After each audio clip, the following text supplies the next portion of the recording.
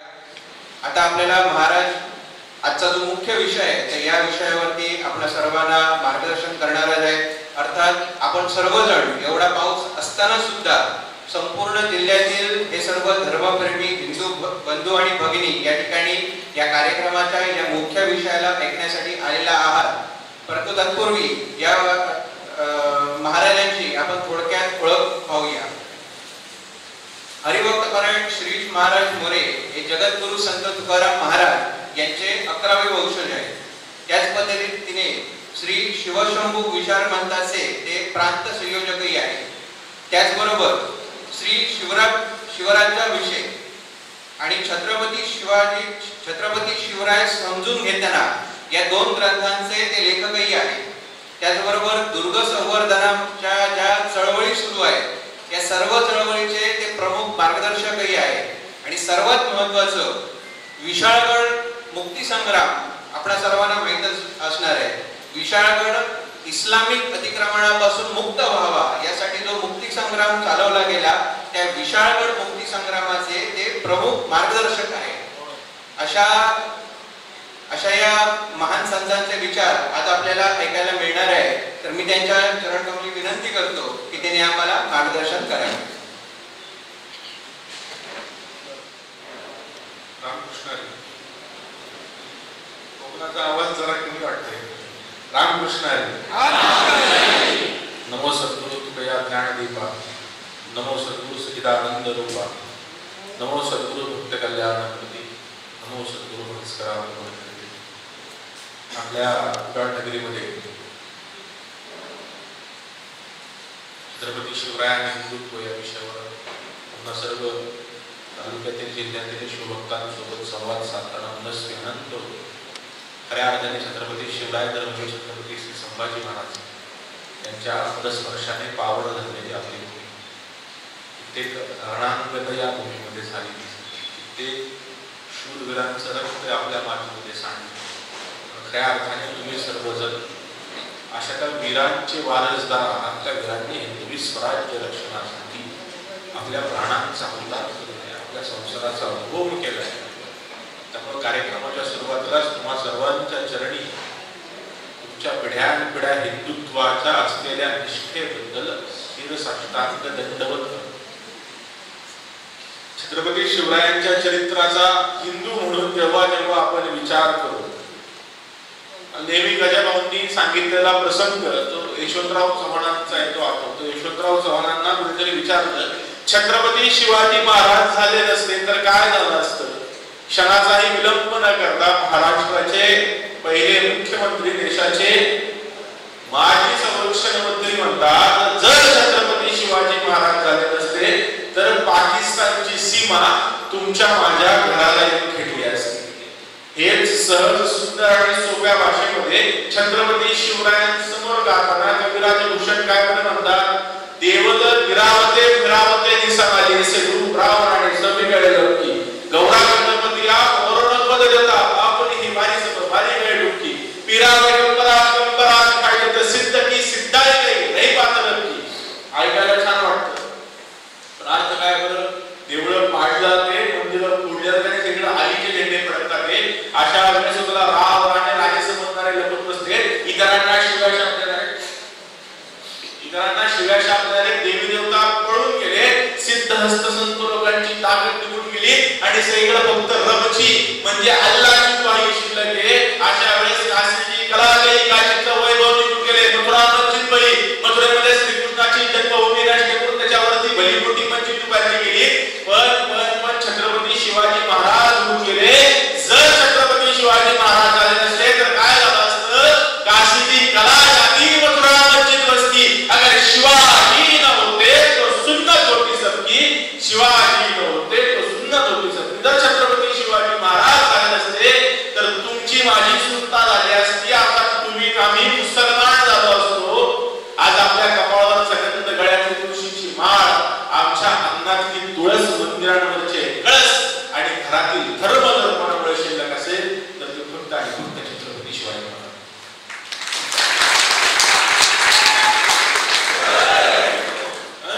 छत्रपती शिवरायांचे तुमच्या माझ्यावरती अनंत उपकार आहे.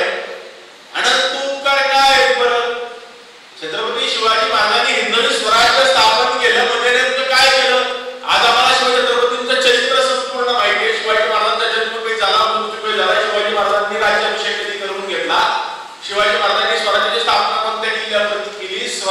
शपथ कुठे घेतली, अफजल खानाला कधी का फाडलं, शाहिस्ते खानाची बोटे कधी छाटली, हे सगळं आपल्याला माहिती आहे.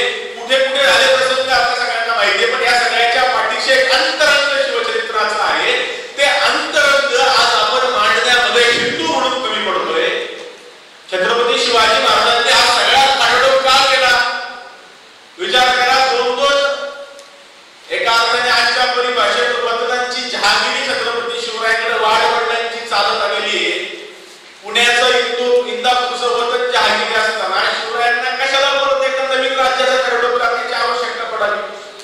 एवढा सगळा भला मोठा मुलूक त्यांच्या जवळ असताना छत्रपती शिवाजी महाराजांना का वाटते बरं माझं राज्य असलं पाहिजे, हे हिंदवी स्वराज किंवा श्रींची इच्छा हिंदुत्व राज्य असलं पाहिजे?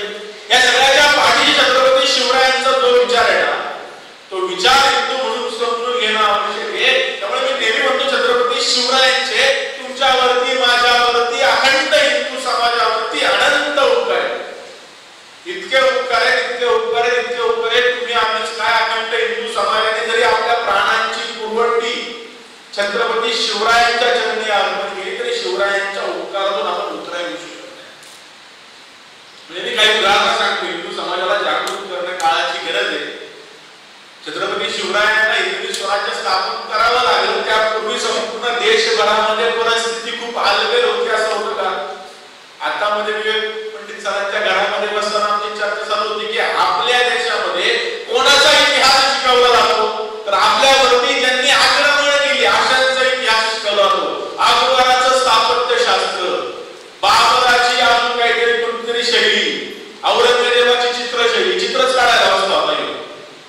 एक एक विषय हिंदू समाजापुढे येताना आपल्या पराक्रमी पूर्वजांचा इतिहास आणि त्या सगळ्या अत्याचारी राज्यकर्त्यांनी या देशाच्या हिंदू समाजावर केलेला अत्याचार हे सगळं लपवलं जातं. आणि फक्त परकीय आक्रमक कसे चालले होते, त्यांनी कशा सुधारणा आपल्या देशामध्ये केल्या याची मांडणी केली जाते.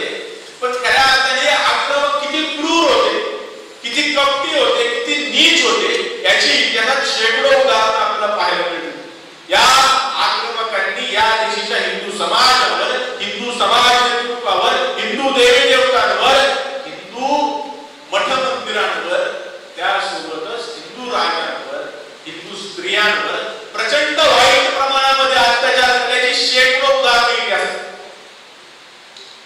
काही काही उदाहरणं सांगणारे आपला गांभीर्य कळवून राजस्थानच्या इतिहासामध्ये 74 आकडा निश्चित मानला होता. जसं आपल्या महाराष्ट्रामध्ये सणासुदीला काळे कपडे घालणं निषिद्ध, अगदी त्याच प्रकारे राजस्थानच्या इतिहासामध्ये 74 आकडा निषिद्ध. राजस्थानच्या इतिहासाचं काय बरं 74 आकड्याने वाक्य केलं असेल? का बरं त्यांना आवडत नाही? जेव्हा सम्राट अकबराने चितोडवर आक्रमण केलं, चितोडचा किल्ला आणि परिसर जिंकून घेतला आणि किल्ला आणि परिसर जिंकून घेतल्यानंतर अकबराने ज्याला सगळ्यात सहिष्णू राजा म्हणून हिंदूंना शिकवलं, त्या अकबराने आदेश काढला, आतापासून इथपासून दिसतील तेवढे हिंदू कापून काढा आणि त्या सगळ्यांच्या गळ्यातली जानवी गोळा करून आणा. मग दिवसभर भीषण हत्याकांड चाललं. दिसेल त्याला मारण्यात आलं, तोडण्यात आलं, जोडण्यात आलं. अकबराच्या सैन्यामध्ये स्पर्धाच लागली, कोण किती हिंदूंची मुंडकी छाटतोय आणि त्या सगळ्यांच्या गळ्यातली जानवी तोडून आणतोय. संध्याकाळच्या वेळेला अकबराच्या पुढ्यामध्ये भला मोठ्याच्या जानव्यांचा ढीग मांडण्यात आला. अकबरला आश्चर्य वाटलं की एवढी सगळी कत्तली करून एवढ्या मोठ्या प्रमाणावर जानवी माझ्या सैन्याने गोळा करून आणली. मग अकबराने आदेश दिला, ही सगळी जानवी पेटवून टाका, पण पेटवून देण्यापूर्वी या जानव्यांच्या ढिगाचं वजन करा. अकबराच्या आदेशाने दिवसभर हिंदूंच्या कत्तली केल्यानंतर त्यांच्या गळ्यातल्या जानव्यांचं वजन किती भरलं माहितीये? एका जानव्याचं वजन काय असेल? 15 ग्रॅम, 20 ग्रॅम दोराच येतो. जानव्यांचं वजन भरलं 74 मन 4 शेर. आजच्या भाषेमध्ये 3000 किलो. एका दिवसामध्ये, फक्त एका दिवसामध्ये एका परिसरामध्ये 1 लाखापेक्षा जास्त निशस्त्र, निष्पाप सैनिक नसलेले, ज्यांचा कोणत्याही लढ्यामध्ये सहभाग नाही, असे सामान्य तुमच्या माझ्यासारखे हिंदू मारले गेले आणि त्या सगळ्यांच्या गळ्यातली जानवी गोळा करून पेटवून टाकण्यात आली। एकापेक्षा एक भयानक अत्याचारांनी आपला इतिहास भरलेला आहे। तो पीटर मंडी नावाचा ब्रिटिश प्रवासी कानपूरवरून पटण्याला जात असताना मी काय पाहिलं तो लिहून ठेवतोय। 80 मैलाच्या परिसरामध्ये कानपूरवरून पटण्याला जात असताना मी काय पाहिलं तो लिहितोय। इस्लाम न स्वीकारणाऱ्या, इस्लामिक पातशाहीला विरोध करणाऱ्या आणि जिझिया कर न देणाऱ्या हिंदूंची मुंडकी छाटून सुन्यामध्ये एकावर एक अडकवलेली मी पाहिली। ती किती आहे तो लिहून ठेवतोय। कुठं 10, कुठं 20। रस्त्याच्या दुतर्फा ज्या प्रकारे आपण झाडं लावतो अगदी त्याच प्रकारे हिंदूंना मारून त्यांची मुंडकी छाटून एकावर एक रचलेली होती। ती किती आहे? कानपूर ते पटना या परिसरामध्ये 8500 पेक्षा जास्त। एकाच परिसरामध्ये एकाच दिवसामध्ये एवढ्या मोठ्या प्रमाणावर निष्पाप हिंदूंच्या कत्तली केल्या जात होत्या। पण या सगळ्याला आम्ही आव्हान द्यावं, उत्तर द्यावं, जाब विचारावं असं कोणत्याही हिंदूला वाटत नव्हतं। ना समाज सुरक्षित होता, ना समाज नेतृत्व सुरक्षित होतं। देवगिरीचं राज्य आहे, आनंदाचं धर्माचं अधिष्ठान असलेलं राज्य आहे। त्यावरती शंकरदेवराय यादव, रामदेवराय यादव आनंदाने राज्य करत होते आणि त्याच राज्याला अल्लाउद्दीन खिलजीची वक्रदृष्टी लागली आणि अल्लाउद्दीन खिलजीने देवगिरीला पराभूत केलं आणि देवगिरीतून खंडणीचा ओघ दिल्लीला सुरू झाला। कित्येक वर्ष ही खंडणी अशीच सुरू होती। पण देवगिरीचा जावई असलेला हरपलदेवराय यादव उभा राहिला आणि ते सांगितलं की राज्य आमचं, ही भूमी आमची, इथला खजिना सुद्धा आमचाच असणार, आम्ही 1 रुपयाची खंडणी दिल्लीला पाठवणार नाही। त्यावेळेस अल्लाउद्दीन खिलजीने मुबारक खान खिलजी नावाच्या आपल्या सेनापतीला सांगितलं, जा त्या हरपलदेवराय यादवाचा बंदोबस्त कर। मग अल्लाउद्दीन खिलजीचा सेनापती मुबारक खान खिलजी प्रचंड मोठी फौज पाठा घेऊन हरपलदेवराय यादवाला हरवण्यासाठी देवगिरीच्या दिशेने आलाय। तिकडे हरपलदेवराय यादवाने सैन्याची जमवाजमव केली आणि हरपलदेवराय यादवामध्ये, देवगिरीमध्ये आणि दिल्लीच्या खिलजी घराण्यामध्ये प्रचंड जोराचं युद्ध झालं। दुर्दैवाने त्या लढाईमध्ये हरपलदेवराय यादवाचा पराभव झाला आणि जिवंत हरपलदेवराय यादव मुबारक खान खिलजीच्या तावडीमध्ये सापडला। काय केलं असेल बरं मुबारक खान खिलजीने हरपलदेवराय यादवाचं? मुबारक खान खिलजीने आदेश काढला, हा देवगिरीचा जावई ना, त्या देवगिरीच्या जावयाच्या हातावरची सालं काढा, छातीवरची सालं काढा, पायाची सालं सोला, संपूर्ण शरीर सोलून काढा आणि संपूर्ण शरीर सोलल्यानंतर ज्या देवगिरीचा जावई आहे त्या देवगिरीच्या वेशीवरती टांगा। मुबारक खान खिलजीच्या आदेशाने हरपलदेवराय यादवाचं संपूर्ण शरीर सोलून काढलं। अर्धमेल्या अवस्थेतला रक्ताने लालबुंद झालेला हरपलदेवराय यादव देवगिरीसाठी लढला, इस्लामच्या विरुद्ध लढला, म्हणून देवगिरीचा जावई देवगिरीच्याच किल्ल्याच्या वेशीला अर्धमेल्या अवस्थेमध्ये टांगून टाकण्यात आला। एकापेक्षा एक भयानक अत्याचार या देशीच्या राजांवरती सुद्धा झाले। विजयनगरचं शासन अशाच प्रकारे धर्माचं अधिष्ठान असलेलं राज्य होतं। त्या विजयनगरवरती राज्य करत होता रामदेवराय आणि विजयनगरचं 450 वर्षांचं प्रशासन, त्यामध्ये धर्माचं अधिष्ठान, रयतेची काळजी, स्त्रियांच्या आबरूची काळजी, एवढ्या सुंदर राज्य चालू असताना चारी बहमनी पातशाह्यांनी मिळून विजयनगरवरती आक्रमण केलं आणि एकच जोराची लढाई या बहमनी पातशाह्यांमध्ये आणि विजयनगरमध्ये सुरू झाली। विजयनगरचा शासक असलेला रामदेवराय म्हातारा होता पण स्वाभिमानी होता। तो उभा राहिला विजयनगरचं राज्य वाचवण्यासाठी। परत एकदा जोराची लढाई झाली पण त्या लढाईमध्ये हिंदूंचं दुर्दैव, हिंदूंचा स्वातंत्र्य सूर्य जणू अस्ताला गेला होता। त्या लढाईमध्ये रामदेवरायाचा पराभव झाला आणि परत एकदा जिवंत रामदेवराय सापडलाय बहमनी पातशाह्यांच्या तावडीमध्ये। काय केलं असेल बरं? हरपलदेवराय यादवापेक्षा वाईट केले। रामदेवरायाला समोर उभं केले। विचार करा, राज्य नाही, राजसिंहासन नाही, सैनिक नाही, खजिना नाही, शस्त्र नाही, असा एक म्हातारा आपल्या समोर उभा आहे। आपण काय केलं असेल? जा मर तुझ्या मोतीने, आता आम्ही जिंकलोय, आम्हाला कसली बिहारी बहमनी पातशाहींनी मिळून आदेश काढला, रामदेवरायाचं संपूर्ण शरीर सोलून काढा आणि त्यानंतर त्या रामदेवरायाच्या शरीराचे पायापासून मस्तकापर्यंत बारीक बारीक तुकडे करा. रामदेवरायाचं संपूर्ण शरीर बहमनी पातशाहींच्या आदेशाने सोलून काढण्यात आलं.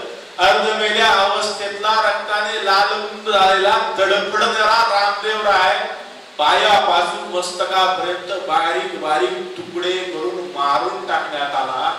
विचार करा, कदाचित ते जिवंत शरीर तुम्हाला त्रास देणार होतं, पण तुकड्या तुकड्या विभागलेला तो मृतदेह तुम्हाला काय त्रास करणार होता. निजामशहाने काय केलं, रामदेवरायाचं मस्तक हातामध्ये घेतलंय, त्यातली हाडा मांसाची सगळी घाण बाहेर काढली, ते मस्तक वाल्याच्या टोकावरती अडकवलंय आणि ते नाचवत नाचवत आपल्या राजधानीमध्ये नेलंय. आणि राजधानीमध्ये नेऊन काय केलंय, तर घाण मोलीच्या तोंडावर अशा प्रकारे चिटकवलं की घाण मोलीची सगळी घाण रामदेवरायाच्या तोंडातून बाहेर येईल. आजच्या भाषेमध्ये सांगायचं झालं तर विजयनगरचा शेवटचा शासक असलेल्या रामदेवरायाचं मस्तक निजामशहाने आपल्या राजधानीमध्ये नेऊन संडासाच्या तोंडाला अशा प्रकारे चिटकवलं की संडासाची सगळी घाण रामदेवरायाच्या तोंडातून बाहेर येईल. एकापेक्षा एक भयानक अत्याचार या दिवशीच्या राजांवरती झाले. का झाले, तर ते हिंदू होते म्हणून झाले. बंदासिंग बहादूर यांनी शिखांची प्रचंड मोठी चळवळ चालवली. शिखांचे 14वे धर्मगुरू होते आणि त्यांना आणि त्यांच्या 700 साथीदारांना बहादूर शहाच्या सांगण्यावरून पकडण्यात आलं पंजाब मध्ये. आणि त्या 700 जणांना दिल्लीला आणलं गेलं आणि दिल्लीला आणून त्यांना बादशाहाने प्रश्न विचारला, जर तुम्हाला जिवंत राहायचं असेल तर इस्लाम स्वीकारावा लागेल, माझा धर्म स्वीकारावा लागेल, तुम्हाला तुमचा हिंदू धर्म सोडावा लागेल. बंदासिंग बहादूर आणि 700 सहकारी म्हटले, आम्ही आमचा हिंदू धर्म सोडणार नाही, आम्ही तुझा इस्लाम धर्म स्वीकारणार नाही. त्यावेळेस बादशहाने आदेश काढला, आजपासून रोज 100 याप्रमाणे 700 शिखांची मुंडगी छाटा आणि दिल्लीच्या रस्त्यांवरती लटकवत राहा. कळालं पाहिजे हिंदुस्थानला, जर तुम्ही इस्लामिक पातशाहीला विरोध केला तर तुमची काय अवस्था होईल. रोज 100 या न्यायाने आठवडाभर त्या 700 शिखांची मुंडकी छाटून दिल्लीच्या रस्त्यांवरती लटकवण्यात आली. एवढ्यावरती बादशाह थांबत नाही. 3 महिन्यानंतर बंदासिंग बहादूरांना घेतले आणि बादशहाने स्वतःच्या आजोबाच्या कबरीवर नेले आणि स्वतःच्या आजोबाच्या कबरीवर नेऊन काय केले, तर तिथे खांब उभा केलाय. त्या खांबाच्या समोर बंदासिंगांना बसवले, त्यांचे हात पाठीमागे बांधले आणि आता परत बादशाह बंदासिंग बहादूरांना विचारतोय, जर तुला जिवंत राहायचं असेल तर तुला इस्लाम स्वीकारावा लागेल, तुला तुझा हिंदू धर्म सोडावा लागेल. बंदासिंग बहादूर तरी सुद्धा हिंदू धर्म सोडायला तयार नाही. बंदासिंग बहादूरांचा 4 वर्षाचं लेकरू अर्जुन सिंग नावाचा त्यांचा 4 वर्षांचा मुलगा त्यांच्या मांडीवरती ठेवलाय. आपल्या लहान लेकराचा, नातवाचा, मुलाचा, मुलीचा चेहरा डोळ्यासमोर आणा की जिवंत बागडणार, आता कुठं चालायला सुरुवात केलं, नीट बोलता सुद्धा न येणार आपलं लेकरू आपल्या मांडीवरती झोपवले आणि जल्लाद धारदार सुरी घेऊन आलाय आणि परत बंदासिंग बहादूरांना म्हणतोय, जर तुला तुझ्या लेकराला जिवंत राहायचं असेल तर तुला आमचा इस्लाम स्वीकारावा लागेल, तुला तुझा हिंदू धर्म सोडावा लागेल. त्यावेळेस सुद्धा बंदासिंग बहादूर म्हणतात, अरे मरण आलं तरी चालेल पण मी माझा हिंदू धर्म सोडणार नाही. बंदासिंग बहादूरांच्या मांडीवरती त्यांच्या 4 वर्षाच्या लेकराला धारदार सुरीने तुकडे तुकडे करत कापलं. छिन्न विछिन्न ते प्रेत तसंच मांडीवरती पडलेलं असताना त्या लहान लेकराची छाती फाडली, त्यातलं हृदय घेतले आणि ते हृदय बंदासिंग बहादूरांच्या तोंडात कोंबले आणि परत आता विचारतात, जर तुला जिवंत राहायचं असेल ना तर तुला तुझा हिंदू धर्म सोडावा लागेल. तेव्हा सुद्धा बंदासिंग बहादूर तयार होत नाही. त्यावेळेस बंदासिंग बहादूरांचं संपूर्ण शरीर सोलून काढले, हातपाय छाटले, डोळे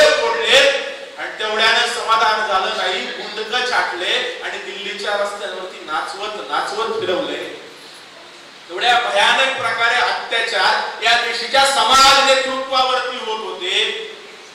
ज्या देवी देवतांना आम्ही नवस बोलतो त्या देवी देवतांची काय अवस्था आहे? सम्राट इल्तुमिशने महाकालेश्वर उज्जैनवर आक्रमण केलं आणि महाकालेश्वर उज्जैनवर आक्रमण केल्यानंतर त्याला ते महाकालेश्वराचं मंदिर इतकं आवडलं की त्याने ते जमीनदोस्त केलं.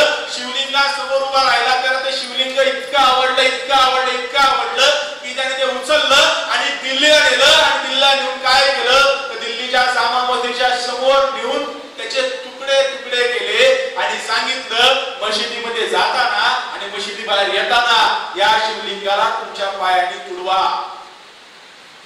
मेहमूद गझनीने 17 वेळा सोरटी सोमनाथ तुटलं. आम्ही त्याला 17 वेळा सोन्यानं मडवलं, पण मेहमूद गझनीने फक्त सोरटी सोमनाथ नाही लुटलं, आमचा स्वाभिमान सुद्धा लुटला. तो अल्बेरून लिहून ठेवतो. मेहमूद गझनीने सोरटी सोमनाथाचं शिवलिंग घेतलंय. विचार करा, ज्याला आम्ही बसतो, पुजतो, नवस बोलतो, अभिषेक घालतो, जो आम्हाला 12 ज्योतिर्लिंगांपैकी एक आहे, अशा सोरटी सोमनाथाची मूर्ती घेतली, त्या मूर्तीचे तुकडे तुकडे केले आणि त्यातले काही तुकडे गझनीला नेले. कुणी? मेहमूद गझनीने अफगाणिस्तानमध्ये. आणि गझनीने काय केले? गझनीच्या मशिदीच्या बाहेर नेऊन टाकले. कशासाठी? तर त्याने आदेश काढलाय, तुम्ही इथंच फिरत असताना तुमच्या पायाला जो चिखल लागेल तो चिखल पुसण्यासाठी या सोरटी सोमनाथाच्या मूर्तीचा वापर करा. ज्याला आम्ही बसतो, पुजतो, तो सोरटी सोमनाथ शेकडो वर्ष या यवनांच्या पायाचा चिखल पुसण्यासाठी वापरला जातो. पंढरपूरच्या पांडुरंगाची वेगळी गोष्ट नाहीये, तुळजापूरच्या तुळजा भवानीची वेगळी गोष्ट नाहीये, अयोध्येच्या रामाची वेगळी कथा नाहीये, मथुरेच्या कृष्णाची वेगळी कथा नाहीये. काशीचा विश्वनाथ सुद्धा हेच ओरडून सांगतोय, देशभर या इस्लामिक आक्रमकांनी एक मंदिर नसेल जे सोडलं असेल, प्रत्येक मंदिरामध्ये जावं, त्या मंदिरातली मूर्ती घ्यावी, तिचे तुकडे तुकडे करावे. जर मूर्ती धातूची असेल तर ती वितळावी आणि तोफ गोळा करण्यासाठी त्या मूर्तीचा वापर करावा. मंदिर जमीनदोस्त करावं, त्या मंदिराचा उकिरडा करावा, त्या मंदिरामध्ये गाय कापावी. हा सगळा नित्य नियम देशभरामध्ये शेकडो कागदपत्रांमध्ये पाहायला मिळेल. पण हे सगळं थांबावं, आमच्या समाजावरती अत्याचार होऊ नये, आमच्या समाज नेतृत्वावर अत्याचार होऊ नये, आमच्या देवी देवतांवरती अत्याचार होऊ नये म्हणून लढणारा एक सुद्धा राजा या मातृभूमीमध्ये नव्हता. जर देवी देवतांची ही अवस्था असेल तर आमच्या माय भगिनींची काय परिस्थिती होती? कुणी यावं, आमच्या माय भगिनीला घोड्यावरती टाकावं, तिच्यावरती बलात्कार करावा, एकाच स्त्रीवर 20-20, 25-25 नराधमांनी अत्याचार करावे, तेवढ्यानं समाधान होत नाही. त्या स्त्रियांच्या नग्न दिंडी गावागावातून काढाव्या, तेवढ्यानं समाधान होत नाही. त्या स्त्रियांच्या कत्तली कराव्यात आणि त्यांना कोल्ह्या कुत्र्यांना खायला घालावं, तेवढ्यानं समाधान होत नाही. त्या स्त्रियांना गुलाम म्हणून विकावं आणि त्या मायमाऊलीच्या नशिबामध्ये नरक यातनाच दिल्या असतील तर तिला जनान खाण्यात कोंबावं आणि वेश्येचं जीवन तिच्या नशिबी यावं. एवढी भयानक अवस्था या देशामध्ये आपल्या मायमाऊलीची होती. न्यूज मध्ये एका मुलीवरती अत्याचार झाला तर आमचं हृदय पळवून उठतं. एका मुलीवरती कुणी जोर जबरदस्ती केली की आम्हाला खूप वाईट वाटतं. वाटलंच पाहिजे, हिंदूंचा सहज स्वभाव येतो.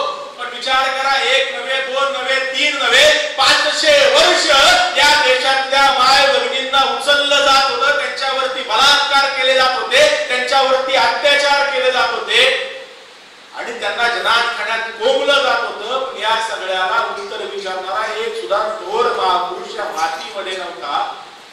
इब्न बत्तूता नावाचा प्रवासी लिहून ठेवतो, शाही दरबारामध्ये ईद कशी साजरी होते. ईदच्या पहिल्या दिवशी या देशाच्या सुरुवातीला काय केलं जातं, या देशाच्या काफर राजांच्या म्हणजे हिंदू राजांच्या मुली आणि बायका यांना दरबारात आणलं जायचं. मग त्या दरबारात नाचायच्या, गायच्या आणि त्यांचा नाच गाण्याचा कार्यक्रम झाला की मग त्या दरबारात उपस्थित असलेल्या परदेशी अधिकाऱ्यांना त्या वाटून दिल्या जायच्या. त्यानंतर त्यांचा नाच गाण्याचा कार्यक्रम झाला की या देशाच्या सामान्य काफरांच्या मुली आणि बायका यांना दरबारात आणलं जायचं. मग त्यांचा नाच गाण्याचा कार्यक्रम व्हायचा आणि तो कार्यक्रम झाला की दरबारात उपस्थित इतरांना त्या सगळ्या वाटून दिल्या जायच्या. इब्न बत्तूता म्हणतो, अशाच प्रकारे बादशहाने मला 10 गुलाम स्त्रिया भेट म्हणून दिल्या होत्या. या देशी गुलाम स्त्रिया स्वस्त मिळतात वाटतं. बापाची पेंट यांच्या कोणती स्त्री घ्या, तिला घोड्यावरती टाका आणि बाजारामध्ये विक्रीसाठी उभा करा. बंधूंनो, ज्या स्त्रीला हिंदू संस्कृतीमध्ये यत्र नार्यस्तु पूज्यते रमन्ते तत्र देवता, ज्या अर्थात ज्या ठिकाणी स्त्रीचं पूजन होतं, तिथं देवी देवतांचा वास असतो, असं शिकवणारी आपली हिंदू संस्कृती कुठं? आणि आपल्याच माय भगिनींना एक नव्हे, दोन नव्हे, तीन नव्हे, 500 वर्ष आमच्याच मातीमध्ये विक्रीसाठी बाजारात उभ्या करणाऱ्या इस्लामिक राजवटी कुठं? आणि हे सगळं थांबावं असं एकाही राजाला वाटत नव्हतं. तेव्हा प्रसंग घडला आणि राजमाता जिजाऊंनी आणि शहाजीराजांनी संकल्प केला. प्रसंग काय? केळोजीराजे भोसले यांची पत्नी, भोसलेंची कुलवधू गोदावरीच्या नदी किनारी स्नानाला गेलेली असताना महाबत खान नावाच्या मुघलशाहीच्या एका चुपच्या सरदाराची तिच्यावरती नजर पडली आणि महाबत खानाने त्या भोसलेच्या कुलवधूला उचलून नेलं आणि उचलून नेल्यानंतर इकडं सगळीकडे बातमी पसरली की महाबत खानाने शहाजीराजांची सून भोसलेंची कुलवधू उचलून नेलेली आहे. पण तिला सोडवण्यासाठी शहाजीराजांनी काय केलं असेल? आपल्या सगळ्यांच्या मनामध्ये विचार होतो, काय केलं असेल महाराज? शहाजीराजांनी सड सैन्य तयार केलं असेल, घोड्याला टांग मारली असेल आणि 1000-2000ची सडी फौज घेऊन असेच महाबत खानावर तुटून पडले असतील, महाबत खानाचं मुंडकं छाटलं असेल आणि भोसलेंच्या कुलवधूला माघारी आणलं असेल. बरोबर आहे ना? काय केलं शहाजीराजांनी? महाबत खानाला पत्र पाठवायला सांगितलंय की तुम्ही मनसात ती खंडणी द्यायला आम्ही तयार आहे, पण आमच्या भोसलेंच्या कुलवधूला तिच्या आपला तुम्ही धोका लावू नका, तिला हात लावू नका, तुम्ही म्हणसाल तेवढे पैसे द्यायला आम्ही तयार आहोत. ही जर भोसलेंच्या कुलवधूची अवस्था असेल तर सामान्य माय भगिनींची परिस्थिती काय असेल? तेव्हा संकल्प केला शहाजीराजांनी, राजमाता जिजाऊंनी हिंदुस्थानच्या मुक्तीचा, हिंदूंच्या स्वातंत्र्याचा, आणि तोच संकल्प छत्रपती शिवरायांच्या रूपाने शिवनेरीवर राजमाता जिजाऊंच्या पोटामध्ये वाढू लागला.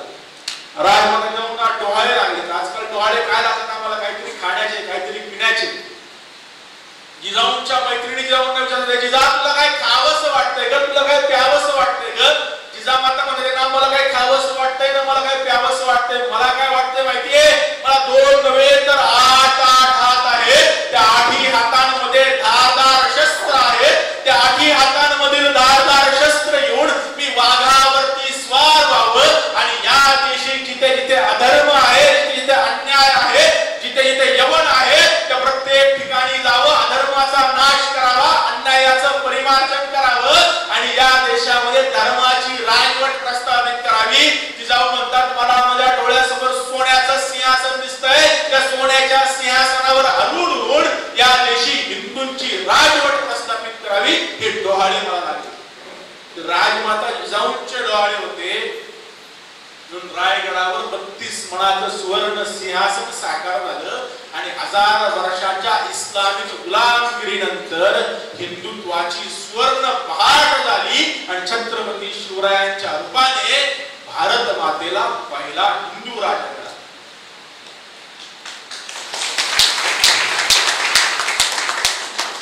एवढ्या मोठ्या इस्लामिक आक्रमणाचा इतिहास का पाहायला पाहिजे?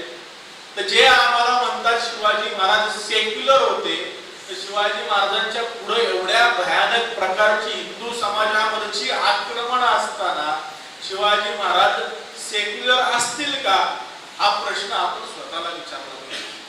हिंदू समाजावर भल्या मोठ्या प्रमाणावर आक्रमण होत असताना बालशिवाच्या मनामध्ये जिजाऊंनी आणि शहाजीराजांनी जे संस्कार पेरले, तेच संस्कार मुळी हिंदू धर्म, हिंदू संस्कृती, हिंदू परंपरा आणि हिंदू समाज यांच्या रक्षणाचे, संवर्धनाचे आणि संक्रमणाचे. छत्रपती शिवरायांनी या 1000 वर्षाची इस्लामिक गुलामगिरी नष्ट करण्यासाठी जे जे करावं लागल ती प्रत्येक गोष्ट केली. शिवरायांच्या ह्याच्याचं गमक काढताना नेहमी सांगतो की शिवरायांचं चरित्र कशावरती अवलंबलंय, तर पहिलं राजमाता जिजाऊंचे संस्कार, दुसरं रयतेच्या मनामध्ये निर्माण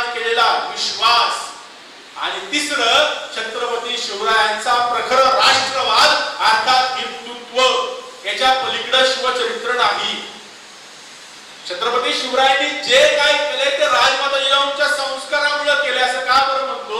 मला प्रसंग सांगितला परमानंदांनी खूप सुंदर लिहिले की जिजाऊंना डोहाळे काय लागले आणि जिजाऊंच्या मणीचा संकल्प बालशुभा वयाच्या 15व्या वर्षी शपथ घेऊन पूर्ण करण्यासाठी सिद्ध होता. पण त्यापूर्वी जिजाऊ काय करतात? कोणते संस्कार टाकतात शिवरायांवरती? 1639 ला जिजामाता बेंगुराहून परत एकदा पुण्याला आल्या. पुण्याला आल्यानंतर त्या पाहतात पुराण शेकदेवाने त्या पुण्याच्या मध्यवर्ती भागामध्ये रोवलेली पहार, त्याच्यावरती अटकवलेली तुटकी चप्पल आणि त्यांना आठवतंय याच पुण्याच्या सगळ्या गावावरून पुनवडीवरून पुराण शेकदेवाने फिरवलेला गाढवाचा नांगर आणि त्याने सांगितलं होतं की ही भूमी आता राहण्यासाठी योग्य नाही आणि उद्ध्वस्त झालेलं पुणे, जळणारं पुणे जिजाऊंच्या डोळ्यासमोर उभं राहिले. 2-3 वर्ष होऊन गेली त्या प्रसंगाला, पण परत एकदा पुण्यामध्ये जाऊन वस्ती करावी, पुण्यामध्ये राहावं असं कोणालाही वाटत नव्हतं. सगळे लोक पुणे सोडून निघून गेले. त्यावेळेस जिजाऊ आल्या पुण्यामध्ये जहागिरीचा कारभार घ्यायला आणि जिजाऊंनी दवंडी पिटलेली आहे. काय? याता शहाजीराजांच्या वतीनं त्यांची पत्नी जिजामाता आपल्या बाल शिवबाला घेऊन पुण्याच्या जहागिरीचा कारभार पाहणारे. त्यामुळे या सर्वांनी पुण्यामध्ये वस्ती करण्यासाठी या, राज्य करण्यासाठी या, राहण्यासाठी या. आणि आज सगळ्यांच्या समक्ष त्यांचा मुलगा आणि जिजामाता ज्या पुण्यावरून गाढवाचा नांगर फिरवलाय त्याच पुण्यावरून सोन्याचा नांगर फिरवणारे या पुण्यामध्ये राहण्यासाठी या. सगळं गाव जमा झालं कौतुकाने पाहिला आणि काय नक्की जिजामाता करणार आहेत. तर आसपासच्या गावात परागंद झालेली लोक सुद्धा हळूहळू पुण्यामध्ये यायला लागली. आणि जिजामातांनी काय केलंय? बाल शिवबाला घेऊन स्वातंत्र्याचं बीज त्या सोन्याच्या नांगरामध्ये पेरलंय आणि सोन्याचा नांगर पुण्यावरून चालवलाय. तेवढ्यावरती जिजामाता थांबत नाही. ती तुटकी चप्पल आणि बहार उठून टाकली आणि कसबा गणपतीचा जीर्णोद्धार केलाय. परत एकदा पुणे वसवले आणि छत्रपती शिवरायांच्या मनामध्ये संस्काराचं बीज रोवले. कोणत्या? तर स्वातंत्र्याच्या. त्यामुळे राजमाता जिजाऊंचे संस्कार रयतेच्या मनामध्ये निर्माण केलेला विश्वास, प्रचंड विश्वास छत्रपती शिवरायांनी रयतेच्या मनामध्ये निर्माण केला. किती विश्वास निर्माण केला? मी कायम युवराज कृष्णांची 2 वाक्य सांगतो. आपण खूपदा शिवचरित्र वाचलेलं असतं किंवा नसतं. आयुष्यामध्ये शिवचरित्र वाचा अगर वाचू नका, पण कविराज कृष्णांच्या या 2 पंक्ती मात्र आपल्या मनपटलावरती कोरून ठेवा, कारण त्या 2 पंक्ती म्हणजे शिवचरित्राचं सार आहे. काय झालं? एकदा लोकांनी देवाची प्रार्थना केली, भगवंत प्रसन्न झाले आणि भगवंत प्रसन्न झाल्यानंतर वत्सांना, भक्तांना विचारत आहे, बोला वत्सांनो, मी तुमच्यावरती प्रसन्न झाले, तुम्हाला काय मागायचंय ते मागा. सोनं नाणं पैसा अडका जड जवाई गाडी बंगला जे पाहिजे ते मागा. तुम्ही मागसाल ते द्यायला मी तयार आहे. त्यावेळेस भगवंताला भक्त काय म्हणतात? ते भगवंता, आम्हाला तुझं सोनं नाणं पैसा अडका जड जवाई गाडी बंगला काही नको. याही पुढे जाऊन काय म्हणतोय कविराज भूषण? व्यापारी जहाज के ना राजा वाली राज के. भगवंता, आम्हाला तू कोणत्याही जहाजाचा व्यापारी करू नकोस अथवा कोणत्याही राज्याचं राजेपद सुद्धा देऊ नकोस. विचार करा, भक्त काय मागतात? ते सोनं नाणं पैसा अडका जड जवारी गाडी बंगला काही नको. हे नकोच नको. पण भगवंता ज्याला आर्थिक सत्ता म्हणतात ते जहाजाचं व्यापारी पद सुद्धा नको आणि ज्याला राजसत्ता म्हणतात ते राज्याचं राजेपद सुद्धा नको. एवढं सगळं त्यागून देवाला भक्त काय मागतात? ते भगवंता, व्यापारी जहाज के ना राजा भारी राज के, भिकारी हमें कीजिए महाराज शिवराज के. भिकारी हमें कीजिए महाराज शिवराज के. छत्रपती शिवाजी महाराजांचा, छत्रपती शिवाजी महाराजांचा. हर हर जय शिवाजी. भगवंता, जर तुला आम्हाला काय द्यायचं असेल, करायचं असेल, छत्रपती शिवाजी महाराजांचं भिकारी आम्हाला बनव. विचार करा शिवरायांनी किती विश्वास त्या काळच्या रयतेच्या मनामध्ये निर्माण केला असेल, तर अर्थात तो कशावरती निर्माण केला? या दिशेच्या रयतेची काळजी घेतली, पोटच्या लेकराप्रमाणे शेतकऱ्याला कष्टकऱ्याला जपले, माय भगिनींच्या आबरूचं रक्षण केले. 13व्या वर्षी रांजाच्या गुजर पाटलाचा एका स्त्रीवरती पदंपल केला म्हणून चौरंगा केलाय. स्त्रियांच्या आबरूविषयी, इज्जतीविषयी सन्मानाविषयी छत्रपती शिवराय किती सक्षम आहेत, किती सज्ज आहेत याचं उदाहरण यापेक्षा वेगळं कोणतं असेल? विचार करा, आजच्या परिप्रेक्षामध्ये आज आपण सगळेजण भाषण ऐकायला जमलोय, आपण सगळेजण नोकरीला जातो. विचार करा, तुम्ही जर तुमच्या घराबाहेर पडताना तुम्हाला असं कळालं की तुमच्या घरामधल्या मुलीचा, बहिणीचा, आईचा किंवा आजी, चुलती, कुणी कोणत्याही स्त्रीच्या अब्रूला धोका आहे, तर आपलं पाऊल घराबाहेर पडेल का? 2 तासासाठी भाषणाला जायचंय, जायला 8 तास, यायला 8 तास, भाषण ऐकायला 1 तास, पण 2 तासासाठी बाहेर जात असताना जर आपल्याला कळालं की आपल्या घरातील स्त्रीची अब्रू सुरक्षित नाहीये, तर आपल्या घरातून आपलं पाऊल बाहेर पडत नाही. आजच्या काळामध्ये किती सुविधा आहेत. व्हिडिओ कॉल करतो बाई, बस तू घरात, टेक्स्ट मेसेज कर, व्हॉट्सअप कॉल कर, रेग्युलर कॉल कर, मेसेज कर. काय नाही झालं तर 100 डायल कर, पोलीस येतील. काय नाही तर सीसीटीव्ही लावतो शकतो आपण, सीसीटीव्ही दिसतात, माझं तुझ्यावर लक्ष आहे. एवढ्या सगळ्या सेवा सुविधा असताना सुद्धा जर आपल्याला घराबाहेर पडताना कळालं जर की आपल्या घरातील महिलेची आबरू सुरक्षित नाहीये, आपलं एक पाऊल उमऱ्याच्या बाहेर पडणार नाही. विचार करा, छत्रपती शिवाजी महाराजांचा 350-450 वर्षापूर्वीचा काळ, त्यावेळेस आजच्या सारखी टेक्नॉलॉजी नाही, पोलीस प्रशासन नाही का काही नाही. आजच्या सारखं 2 तासासाठी घराबाहेर पडायचं नाही. जर मावळा लढण्यासाठी बाहेर पडला तर दसऱ्याला बाहेर पडायचं, पहिल्या पावसाला घरी जायचे. 8 महिने कोणताही मावळा घरी जाऊ शकत नव्हता. 8 महिने सीमेवरती राहायचे, किल्ल्यावरती राहायचे. असं असताना सुद्धा छत्रपती शिवाजी महाराज किती श्रेष्ठ आहे की महाराजांच्या राज्यामध्ये कोणत्याही मावळ्याच्या अथवा कोणत्याही व्यक्तीच्या घरातील महिलेशी वाईट प्रसंग, अत्याचार झाल्याचं एकही उदाहरण सापडत नाही.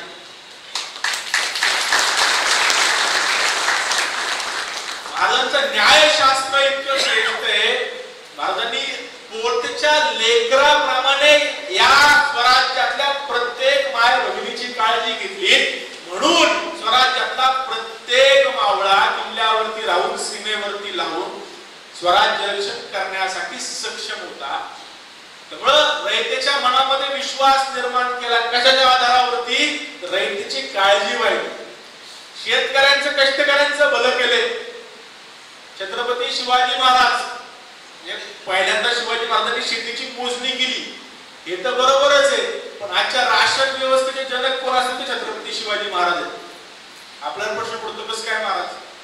छत्रपती शिवाजी महाराजांच्या राज्यात शेती कसणाऱ्या शेतकऱ्याच्या 2 वेळेच्या भोजनाची व्यवस्था सरकारकडून व्हायची. म्हणजे शिवाजी महाराज शेतकऱ्याच्या, कष्टकऱ्याच्या 2 वेळेच्या भोजनाची व्यवस्था करायची. यंत्र शेतकऱ्याला दिली जायची, बी बियाणे दिली जायची, खतं दिली जायची. सगळं कोण पुरवायचं? सरकार. स्वराज्याकडनं पुरवलं. शेतकऱ्यांनी काय करायचं? फक्त शेती कसायची. या सगळ्याच्या पलीकडं शेतकऱ्याला 0% व्याजदराने कर्ज दिलं जायचं आणि कर्जाचे हप्ते सरकार नव्हतं बांधून घेत, शेतकऱ्याच्या इच्छेनुसार देणं असायचं. त्यामुळे शेती क्षेत्रामध्ये प्रचंड क्रांती छत्रपती शिवरायांनी केली, शेतकऱ्यांना पोटाशी लावलं आणि अर्थात त्यामुळे रयतेचा विश्वास शिवरायांविषयी निर्माण झाला. आणि सगळ्यात महत्वाचं शिवचरित्रातलं जे अंग असेल तसं राजमाता जिजाऊंचे संस्कार महत्वाचे, रयतेच्या मनामध्ये निर्माण केलेला विश्वास महत्वाचा आहे. तर छत्रपती शिवाजी महाराजांचं राष्ट्राविषयीचं विजन महत्वाचं आहे. महाराजांनी कोणता विचार रयतेला दिलाय तो विचार समजून घेणं महत्वाचं आहे. तो विचार म्हणजे स्वभाषा, स्वराष्ट्र आणि स्वधर्म, या तिन्ही मिळून जो राष्ट्रवाद तयार होतो, अर्थात हिंदुत्व तयार होतं. तो विचार या मातीला दिला की आपल्याला लढायचंय. कशासाठी लढायचंय? तालीकोटाच्या लढाईमध्ये विजयनगरचं 450 वर्षाचं साम्राज्य एका रात्रीमध्ये, एका लढाईमध्ये, एका पराभवामध्ये संपून गेलं. छत्रपती शिवरायांचं स्वराज्य महाराज गेले तेव्हा अधिकृत 6 वर्षांचं होतं. 1674 राज्याभिषेक 80 ला महाराज निवर्तले. 81 ते 89 संभाजी महाराज लढतात. 89 ला संभाजी महाराजांना कप्ताने पकडून निर्घुण हत्या त्यांची केली. 89 ला रामराजे आले, ते लढतात जिंजीवरून. 1700 झाले, 1700 ला रामराजे गेले, ताराणी लढतात. विचार करा, 450 वर्षांचं साम्राज्य, विजयनगरचं वैभवशाली प्रचंड मॉन्युमेंट्स. आज हम्पी बघायला गेलं आपलं तर 3 दिवस राहायला लागतं.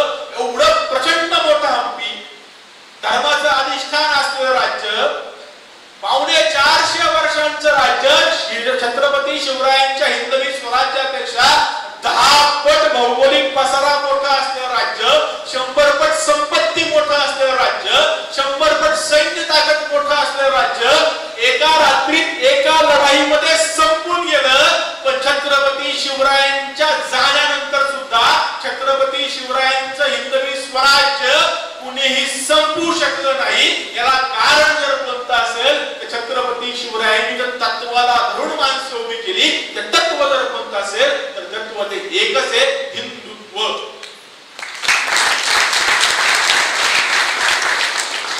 तीन मुद्दे जे प्रत्येक शिवभक्ताने हिंदू समाजापुढे आजच्या घडीला मांडले पाहिजेत. पहिलं, आमचा राजा काय होता तर स्वभाषा प्रेमी होता. स्वभाषेचा शिवरायांचं आपल्या सगळ्यांना माहिती आहे, खूप खोलात सगळ्यामध्ये राहणार नाही. छत्रपती शिवाजी महाराजांनी काय केलंय तर राज्याभिषेकाच्या निमित्ताने धुंडीराज व्यास आणि रघुनाथ पंत हनुमंतांना बोलवले आणि सांगितलंय की राज्यकारभार दूषित झालाय. राज्यकारभाराची भाषा शुद्ध करण्यासाठी तुम्ही राज्य व्यवहार कोशाची सिद्धता करा. आणि धुंडीराज व्यास आणि रघुनाथ पंत हनुमंते या दोघांनी मिळून राज्य व्यवहार कोश तयार केलाय. राज्यकारभारातले परकीय अरबी फारसी शब्द हटवून त्याला पर्यायी संस्कृत किंवा मराठी शब्द दिले. या शब्दांची संख्या किती माहितीये? 1380 पेक्षा जास्त परकीय शब्द हटवून छत्रपती शिवरायांनी त्याला पर्यायी संस्कृत किंवा मराठी शब्द दिले. स्वभाषा. इथवर शिवाजी महाराज थांबत नाही. छत्रपती शिवाजी महाराजांचे वडील शहाजीराजे, माता जिजामाता यांच्या राजपुत्रा फारसी भाषेत आहेत. पण शिवाजी महाराजांनी राज्य निर्माण करताना स्वतःची राजमुद्रा निर्माण केली. प्रतिपचंद्र लेख विश्ववंदिता शासनो शिवशैक्षा मुद्रा मुद्राय राजते. राजमुद्रा आपल्याला माहिती आहे, अर्थ सुद्धा आपल्याला माहिती आहे की राजमुद्रा शिवरायांची मात्र कोणत्या भाषेमध्ये? संस्कृत भाषेमध्ये आणि देवनागरी लिपीमध्ये तयार केली. शेकडो वर्षाच्या परकीय गुलामगिरीनंतर शिवाजी महाराज पहिले राजे असे की ज्यांनी स्वतःची मुद्रा स्वतःच्या भाषेमध्ये तयार केली. महाराज इथवर थांबत नाही तर स्वतः सोबत स्वतःच्या सगळ्या सहकार्यांच्या सुद्धा राजमुद्रा शुद्ध करून घेतल्यात आणि त्या संस्कृत किंवा मराठी भाषेमध्ये तयार करून घेतल्यात. स्वभाषा. दुसरा मुद्दा आहे स्वराष्ट्र. छत्रपती शिवाजी महाराज स्वराष्ट्र अभिमानी होते. म्हणजे नेमकं काय होतं? आजकाल आमचे भारताचे पहिले पंतप्रधान सुद्धा म्हटले होते की हा देश एक नव्हता, इंग्रज आले म्हणून आम्ही एक झालो, नाहीतर आम्ही तुकड्या तुकड्यामध्ये विभागलेले होतो. आमच्या देशामध्ये कुणातही राष्ट्रीय दृष्टी नव्हती आणि भारताच्या सीमा कुणाच्याही पक्क्या नव्हत्या. त्यावेळेस शिवरायांचं चरित्र अभ्यासायला आपलेच पूर्वज कमी पडले. छत्रपती शिवाजी महाराजांचं स्वप्न काय बरं? एक मुघल अधिकारी होता आणि तो वारंवार औरंगजेबाला पत्र लिहायचा की तुम्ही मला सैन्य पाठवा, तुम्ही मला खजिना पाठवा, मी आज शिवाजीला पकडतो, शिवाजीला धरतो, शिवाजीला मारतो, शिवाजीला हरवतो. हे पत्र गुप्तहेर खात्यामार्फत शिवाजी महाराजांना जाऊन पोहोचलं आणि शिवाजी महाराजांना जाऊन पोहोचल्यानंतर शिवाजी महाराजांनी त्याला उत्तर दिले आणि त्या उत्तरामध्ये शिवाजी महाराज त्या मुघल अधिकाऱ्याला म्हणतात की बादशाह हुकूम फरमावतो किल्ले काबीज करा आणि तुम्ही माना डोलवून म्हणता की आम्ही किल्ले काबीज करतो आहोत. जर तुम्हाला लढण्याची एवढीच खुमखुमी असेल, काय म्हणतात शिवाजी महाराज, आमच्या येथे उडत्या पक्षाचे पंखावर शेवाळ उगवते, तुमच्यामध्ये लढण्याची एवढीच खुमखुमी असेल. मी आता येताना एक फोटो काढला, पत्र्यावरती सगळं शेवाळ होतं. कोकणात तुम्ही राहता, तुम्हाला माहितीये पत्र्यावरती काय साफ नाही केलं तर आहेच सगळं हिरवळ. शिवाजी महाराज किती दूरदृष्टी ते 400 वर्षापूर्वी आमच्या येथे उडत्या पक्षाच्या पंखावर शेवाळ उगवते. तर तुमच्यामध्ये लढण्याची एवढीच खुमखुमी असेल, उद्या नव्हे आजच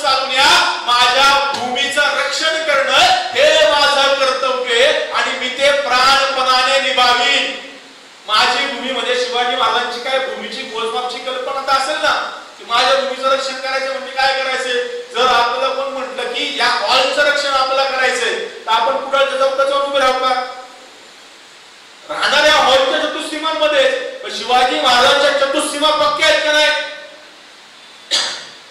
ॲबेगारे नावाचा फ्रेंच प्रवासी भारतामध्ये प्रवासाला आलेला असताना तो चौलच्या बंदरामध्ये थांबला आणि चौलच्या बंदरामध्ये तो मुक्कामाला असताना तिथे तो चौलच्या सुभेदाराला भेटला आणि चौलच्या सुभेदाराला भेटल्यानंतर 1674 साल होतं आणि त्या चौलच्या सुभेदाराला तो म्हणतोय का हो आता तुमचा राजा राज्याभिषेक करून घेणार आहे, तरी सुद्धा तुमचा राजा सैन्य गोळा करतोच आहे, किल्ले बांधतोच आहे, आरमाराची सिद्धता करतोच आहे, लढाया करतोच आहे, नक्की तुमच्या राजाला करायचंय काय, कुठं जाऊन तुम्ही थांबणार आहे? त्या चौलच्या सुभेदारांनी जे ॲबेगारला उत्तर दिलं ते छत्रपती शिवाजी महाराजांचं स्वप्न आहे. तर चौलचा सुभेदार म्हणतो आमच्या राजांनी आम्हाला सांगून ठेवले, काय सांगून ठेवले? सिंधू नदीचे उगमापासून ते कावेरी पैल तीरापर्यंत अवघा मुलुक स्वतंत्र करणे हे आमचे ध्येय. म्हणजे आजच्या भाषेमध्ये काश्मीर ते कन्याकुमारी, तंजावर तत पेशावर, कच्छ ते कामरूप, अटक ते कटक या सगळ्या प्रदेशाला मुक्त करून भारताचा हिंदुत्वाचा भगवा ध्वज फडकवणं हे छत्रपती शिवाजी महाराज होते. आणि त्यामध्ये कोणकोणते देश आहेत? आजच्या परिभाषेत जर शिवरायांच्या स्वप्नाची कल्पना केली तर आजचा अफगाणिस्तान, पाकिस्तान, अखंड भारत, पाक व्याप्त काश्मीर, चीन व्याप्त काश्मीर, पाकिस्तानने भेट म्हणून चीनला दिलेलं काश्मीर, नेपाळ, भूटान, तिबेट, श्रीलंका, बांगलादेश, ब्रह्मदेश या सगळ्यांनी मिळून जी अखंड भारत माता होते ना, त्या भारत मातेला इस्लामिक गुलामीतून नष्ट करून हिंदूंचं राज्य प्रस्थापित करणे छत्रपती शिवाजी महाराजांचं ध्येय होतं. स्वराष्ट्र आणि या स्वराष्ट्र निर्मितीसाठी आवश्यक असलेल्या सगळ्या गोष्टी शिवाजी महाराजांनी केल्या. हे सार्वभौम राज्य म्हणजे काय? मी इस्लामचा अनुयायी नाहीये तर माझं राज्य आहे, स्वतंत्र राज्य आहे, हे सिद्ध करण्यासाठी काय केलं? तो मुसलमानांचा जो बादशाह होता तो बादशाह मुघलांचा गादीवरती बसल्यानंतर त्याच्या नावाने देशभर खुतबा पडला जायचा आणि त्याला मुघल बादशाह म्हणून मान्यता मिळायची. छत्रपती शिवाजी महाराजांनी स्वतःचं तख्त निर्माण केलं, स्वतःचं सिंहासन निर्माण केलं, स्वतःचं छत्र निर्माण केलं आणि त्या गादीवरती बसून स्वतःला छत्रपती म्हणून घेतलं आणि सांगितलं मी मुसलमानांचा नाही, मुसलमानांचा अनुयायी नाही तर हिंदूंचा राजा आहे. दुसरं काय केलं शिवाजी महाराजांनी? मुघल बादशाह गादीवर बसल्यानंतर जुलूस सुरू करायचा. अर्थात गादीवर बसल्यानंतर ज्या दिवशी तो गादीवर बसला त्या दिवसापासून नवीन वर्ष सुरू करायचा. छत्रपती शिवरायांनी काय केलंय? ज्या दिवशी राज्याभिषेक झाला त्या दिवशी स्वस्ती श्री राज्याभिषेक सुरू केले आणि मी मुसलमानांचा मांडलिक नाही तर हिंदूंचा राजा आहे हे स्वतःला घोषित केले. तिसरं सगळ्यात महत्वाचं कोणतं? मुघल बादशाह स्वतःचा राज्याभिषेक होत असताना, ताजपोशी होत असताना सोन्याची नाणी पाडायचे. छत्रपती शिवरायांनी सुद्धा राज्याभिषेकाच्या निमित्ताने स्वतःची नाणी निर्माण करण्याचा कारखाना सुरू केला. स्वतःची नाणी शिवरायांनी पाडली, सोन्याची, तांब्याची. दोन प्रकारची नाणी आज आपल्याला सापडतात. कोणती आहे? शिवराई आणि होड. शिवराई हे तांब्याचं, होड हे सोन्याचं. आणि दोन्हीवरती मजकूर मात्र सारखा आहे. एका बाजूला श्री राजा शिव आणि दुसऱ्या बाजूला छत्रपती. विचार करा ज्या काळामध्ये संपूर्ण देशभरामध्ये फारसी नाणीच स्वीकारली जात होती, हिंदू नाण्यांचं किंवा हिंदू भाषेमधलं चलन अस्तित्वामध्ये नव्हतं, अशा वेळेस शिवाजी महाराज किती श्रेष्ठ असतील? महाराजांनी स्वतःच्या भाषेतलं म्हणजे मराठी भाषेतलं चलन आणलं, नवे नवे ते देशभर चालवून सुद्धा दाखवलं. हे छत्रपती शिवाजी महाराजांचं श्रेष्ठ. जर आम्हाला तुम्ही चीनचा 1 रुपया दिला, त्याची किंमत काही 50-60 रुपये असेल, आपण चीनचा 1 रुपया दुकानात घेऊन गेलो आणि म्हटलं की 1 किलो साखर दे, तर दिल का बाबा? जावा बा गांधी बाबाची नोट घेऊन या. असलं काय आमच्या इथे चालत नाही. विचार करा आजच्या काळामध्ये जर आपण नाण्याविषयी एवढं अवेअर असू, एवढा विचार करत असू, 400 वर्षापूर्वी जे नाणं कधी पाहिलंच नाही ते हातात आल्यानंतर लोकांची काय अवस्था होत असेल. पण तरी सुद्धा छत्रपती शिवाजी महाराजांचं नाणं देशभर स्वीकारलं गेलं. छत्रपती शिवरायांच्या स्वराज्याचं श्रेष्ठ. या नाण्यांच्या निर्माणाची गोष्ट सुद्धा खूप सुंदर आहे. छत्रपती शिवाजी महाराजांनी नाणी निर्माण करण्याचा कारखाना काढला करा, पण छत्रपती शिवाजी महाराजांची नाणी एकसारखी नव्हती. एका नाण्यानं मोठं व्हायचं, एका नाण्यानं छोटं व्हायचं, एखाद्या नाण्यावरती मजकूर छापला जायचा, एखाद्या वस्तू छापलं जायचं नाही, ते सुबक सुंदर प्रमाणबद्ध नव्हती. शिवाजी महाराजांना प्रश्न पडला, आपण नाणी छापतोय खरी, पण ही सुबक सुंदर प्रमाणबद्ध असली पाहिजे, त्यासाठी कुणाची तरी मदत घेतली पाहिजे. महाराजांना त्यांच्या अष्टप्रधान सांगितलं, राजा यामध्ये इंग्रजांचा चांगला अनुभव आहे, आपण त्यांना भेटायचं का? ते म्हणले काय हरकत आहे, बोलवा इंग्रज अधिकाऱ्याला, आपण त्यांची मदत देऊ. इंग्रज अधिकारी आले आणि इंग्रज अधिकारी आल्यानंतर छत्रपती शिवाजी महाराजांनी त्यांना सांगितलं की आम्ही नाणी निर्माण करायला सुरुवात केलीच खरी, पण आमची नाणी एकसारखी नाहीये, ती सुबक सुंदर प्रमाणबद्ध नाहीये, ती वजन मापाला नीट दिसत नाहीये, त्याच्यावरती शिक्के उमटले जात नाहीये, तुम्ही आम्हाला काही मदत करू शकता का? इंग्रज म्हणते, राजे का नाही आम्ही तुम्हाला मदत करणार, आम्ही तुम्हाला तुमची नाणी छापून देऊ. राजे म्हटले, तर अजून चांगलं झालं, आम्हाला तुम्ही आमची नाणी छापून द्या, पण या बदल्यात तुम्हाला किती पैसे द्यायचे? इंग्रज बेरकी होते. इंग्रज अधिकारी म्हणतात, राजे आम्हाला काय पैसे देऊ नका, पण तुमची नाणी कायमस्वरूपी आम्हीच छापणार आणि आम्हाला वाटेल तेव्हा छापणार, असं कंत्राट तुम्ही आमच्या सोबत करा. महाराजांना कळालं इंग्रजांना काय म्हणायचे. शिवाजी महाराजांनी इंग्रज अधिकाऱ्याला विचारलं, तुम्हाला नाणी छापण्याचा किती वर्षांचा अनुभव आहे? तो इंग्रज अधिकारी म्हणला, राजे गेली 200 वर्ष आम्ही नाणी छापण्याच्या क्षेत्रात आहोत, म्हणून आमची नाणी सुबक सुंदर आणि प्रमाणबद्ध आहेत. आपल्यासारखा राजा असता म्हटला असता, अरे वा 200 वर्षाचा अनुभव, घ्या आमची नाणी सुद्धा तुम्ही छापा. काय म्हणतो इंग्रज अधिकारी, राजे गेली 200 वर्ष आणि आम्ही नाणी छापण्याच्या क्षेत्रात आहोत, म्हणून आमची नाणी सुबक सुंदर आणि प्रमाणबद्ध आहेत. त्याच क्षणाला छत्रपती शिवाजी महाराज त्या इंग्रज अधिकाऱ्याला म्हणतात, अरे बघ 200 वर्षांनी माझी सुद्धा नाणी तुमच्या इतकीच सुबक सुंदर आणि प्रमाणबद्ध असतील.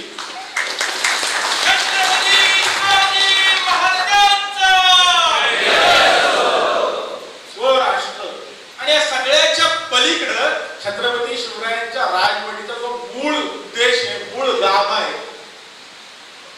आपल्या शरीरामध्ये सगळे अवयव असतात, एखादा हात तुटला तर फरक पडत नाही, एखादा पाय तुटला तर फरक पडत नाही, एखादा डोळा गेला तर फरक पडत नाही, 32 दात गेले तरी फरक पडत नाही, पण शरीरामध्ये आत्मा असतो.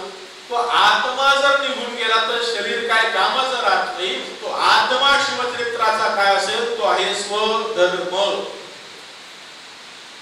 500 वर्षापेक्षा जास्त कालखंड या देशाच्या इस्लामिक राजवटींनी अक्षरशः हैदोस या देशामध्ये घातला होता.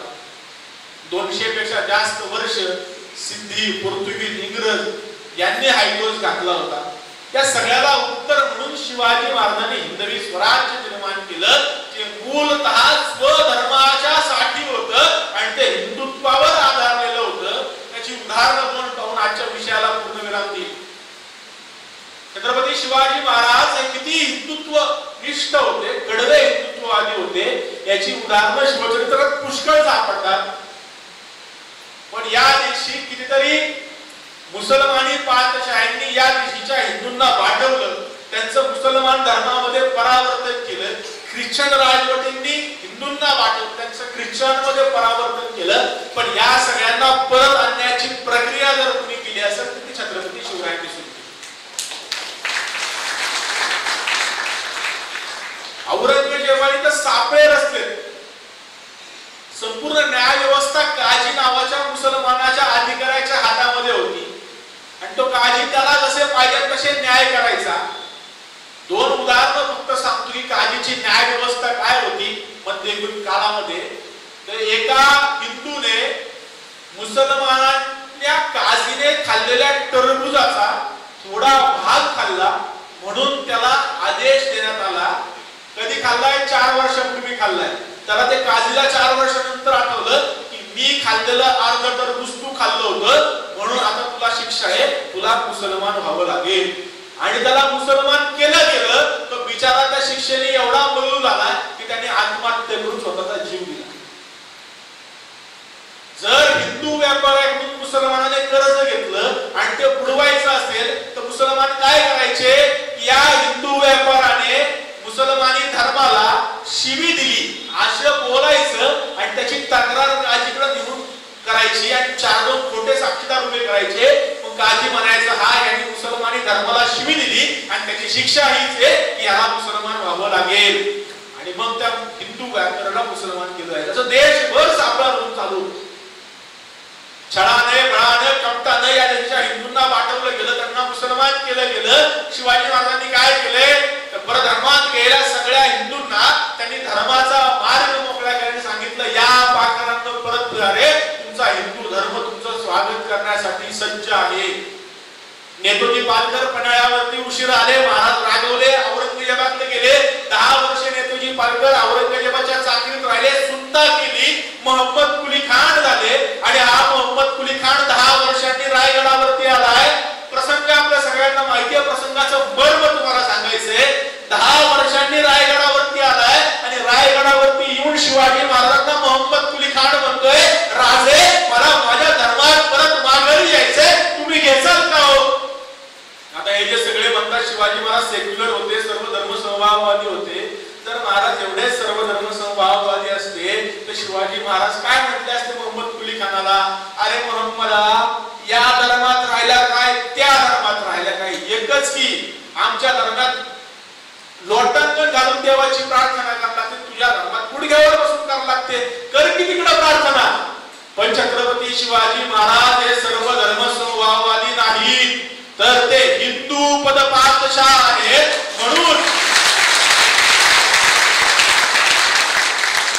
म्हणून छत्रपती शिवाजी महाराजांनी मोहम्मद कुली खानाला स्वतःच्या राज्याच्या राजधानीमध्ये आपल्या मांडी लावून बसवलंय आणि मोहम्मद कुली खानाचा नेतोजी पालकर करवून घेतलाय. एवढ्यावर शिवाजी महाराज थांबत नाही, तर मोहम्मद कुली खानाला मी स्वीकारले, पण माझा हिंदू समाज नतद्रष्ट आहे, तो स्वीकारेल का? तर नेतोजी पालकरांना या हिंदू समाजाने स्वीकारलं पाहिजे. म्हणून नेतोजीच्या पुतण्याला जानोजी पालकराला स्वतःची मुलगी दिली आणि त्याच्यासोबत रोटी पेटीचा वारसा केला. शिवाजी महाराज किती श्रेष्ठ याचं फक्त एक दृष्टांत म्हणून या देशामध्ये 500 वर्ष इस्लामिक राजवट असताना आमच्या हिंदू सरदार, वतनदार, जहागीरदार, राजे, रजवाडे यांनी स्वतःच्या मुली दिल्या. कुणाला? मुसलमान सरदार, वतनदार, जहागीरदार राजांना. का?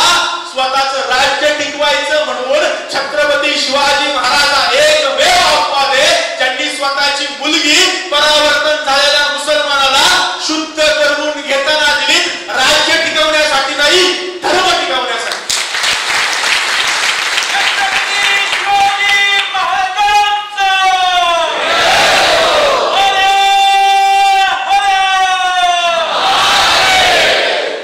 शिवाजी महाराज सेक्युलर बिक्युलर विसरून जावा, शिवाजी महाराज हे कट्टर हिंदुत्वनिष्ठ होते याची मांडणी आज हिंदू समाजासमोर करण्याची गरज आहे. आणि सगळ्यात शेवटचं, या देशामध्ये कित्येक इस्लामिक आणि ख्रिश्चन राजवटींनी आमची मंदिरं पाळली, त्याच्यावरती मशिदी उभ्या केल्या, त्या मंदिरांचे उकिरडे केले. सुरुवातीलाच तुम्हाला मी सांगितलं, त्या मंदिरांवरती स्वतःची धर्मस्थळं उभी केली, त्या मंदिरांच्या मूर्त्यांची तोडफोड केली. शिवाजी महाराजांनी मात्र या सगळ्याला अशाच तसं प्रत्युत्तर दिल्याचं पाहायला मिळतं. आपल्या सगळ्यांना सप्तकोटेश्वर जवळच आहे. या सप्तकोटेश्वराच्या मंदिराचा कितीतरी वेळा पोर्तुगीजांनी विध्वंस केला, त्याच्यावरती चर्च उभं केलं. परत हिंदूंनी संघर्ष करून त्याचं मंदिर करण्याचा प्रयत्न केला. छत्रपती शिवरायांच्या काळामध्ये त्या सप्तकोटेश्वराच्या मंदिरावर पडीक अवस्थेतलं चर्च होतं. छत्रपती शिवरायांनी ते चर्च जमीनदोस्त केलं, त्यामध्ये परत एकदा सप्तकोटेश्वराच्या शिवलिंगाची पुनर्प्रतिष्ठापना केली आणि त्या मंदिराचा जीर्णोद्धार करत स्वतःच्या हिंदू अस्मितेचा परिचय दिला. कधी जरी सप्तकोटेश्वराला गेले तर त्याच्या देवळाच्या वरतीच तो शिलालेख लिहिलेला आहे की शिवाजी महाराजांनी याचा जीर्णोद्धार कधी केला म्हणून. अशाच प्रकारे शिवाजी महाराज तिरुवनंतपुरमलाई समुद्र पेरुमलला गेले होते. शिवाजी महाराजांनी पाहिलं समोर 2 गोमट्या मशिदी उभ्या होत्या. महाराजांनी विचारलं या मशिदीचा इतिहास काय? महाराजांना सांगत आले या ठिकाणी नायक राजांनी बांधलेली शिवाची आणि विष्णूची मंदिरं होती. ती शिवाची आणि विष्णूची मंदिरं पाडून या ठिकाणी मशिदी उभ्या केल्या गेल्या. आपल्यासारख्या राजा असता काय म्हटलं असता, ठीक आहे बांधली तर बांधली, आता काय करायचं एवढं, शेजारी मंदिरं बांधा. मशिदी आपल्याच काय होतं, ते पुरोगामी नावाचे लय डोकं चालतं, नाही ना हॉस्पिटल बांधू आपण तिथं, मशीद नको मंदिर नको. शिवाजी महाराज हे पुरोगामी नाही, सर्व धर्म समभाववादी नाही, तर शिवाजी महाराज हिंदू पद पाहत आहेत. छत्रपती शिवाजी महाराजांनी विचारले या मंदिरांचा इतिहास काय? त्यांना सांगण्यात आले या ठिकाणी नायक राजांनी बांधलेली शिवाची आणि विष्णूची मंदिरं होती. ती मंदिर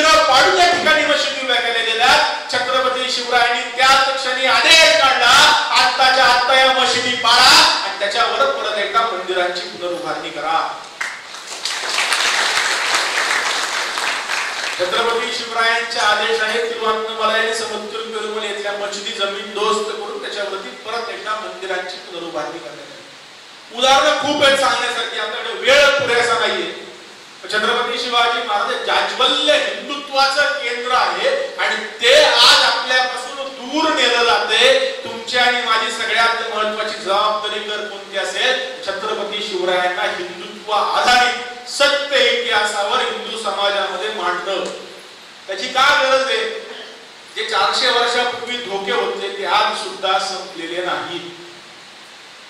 मुंबईमध्ये एका महिलेची झालेली हत्या, उरणमध्ये एका 25 वर्षीय मुलीवर बलात्कार करून तिचे तुकडे तुकडे करून झालेली हत्या, गोरक्षण करणाऱ्या एका कार्यकर्त्याची धारावीमध्ये झालेली हत्या, त्याच्या अंत्ययात्रेवर होत असलेली झालेली दगडफेक, लव जिहाद, लँड जिहाद, ही सगळी उदाहरणं आजच्या आक्रमणाची आहेत.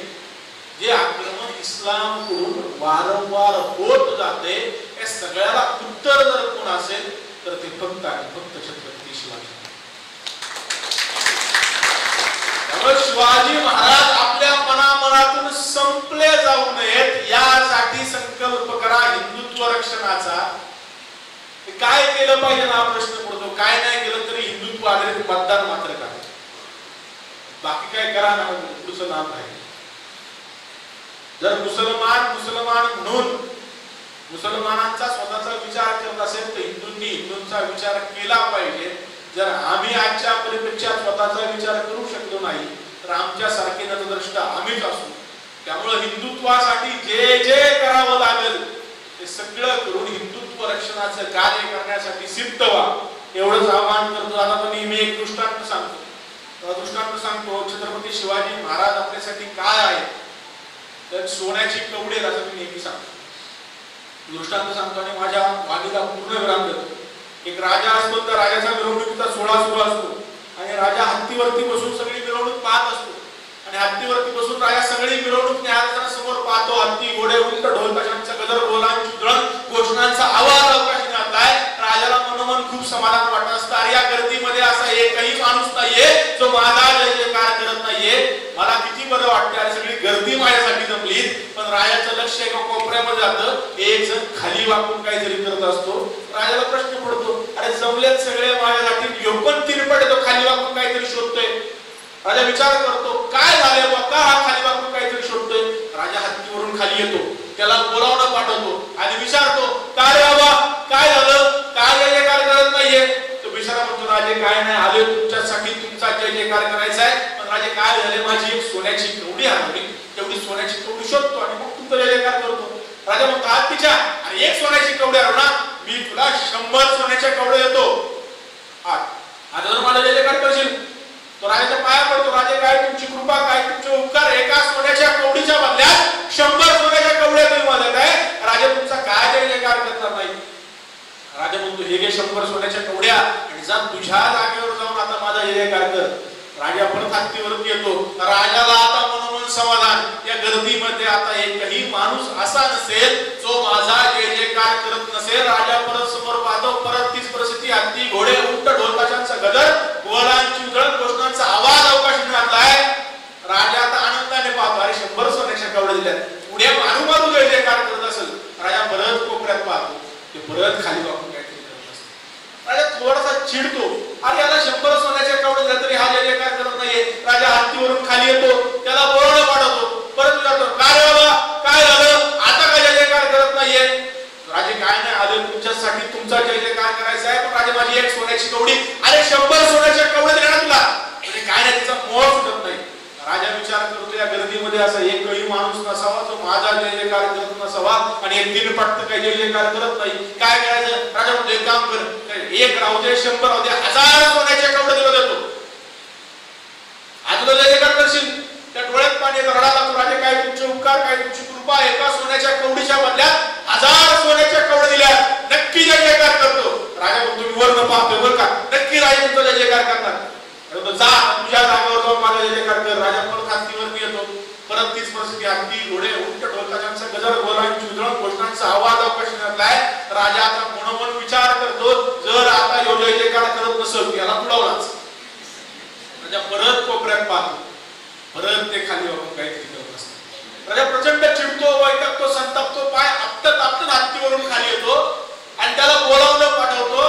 तो समोर आला तर गजुंड पकडून विचारतो, का रे नीच नालायक हरामखोर, का जय जयकार करत नाहीये?